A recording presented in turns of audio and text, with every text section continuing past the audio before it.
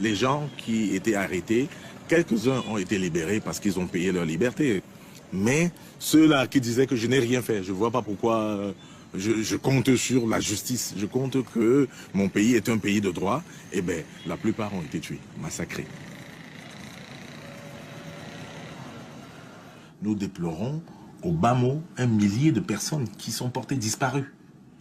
On a commencé dans un premier temps à trouver des corps éparpillés dans la ville, à Yopoué, près sur les bords du Vaury, là, les bords du Vaury.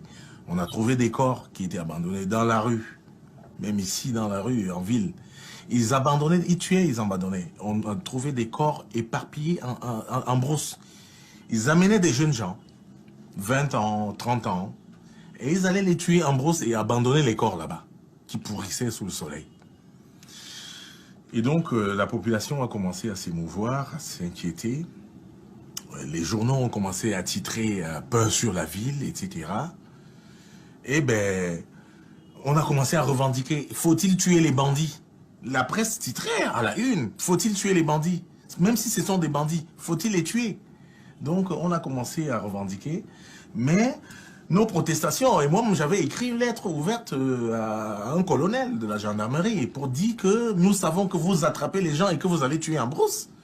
En son temps, il fallait être courageux pour le faire, parce qu'en réalité, peur sur la ville, c'était l'expression de la réalité.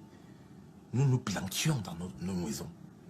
Nous nous cachions, nous nous dissimulions dès la nuit tombée.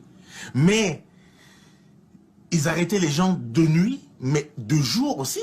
Pendant des journées, vous trouviez des gens qui criaient dans des camions, qui demandaient au secours dans les camions, devant une population médusée.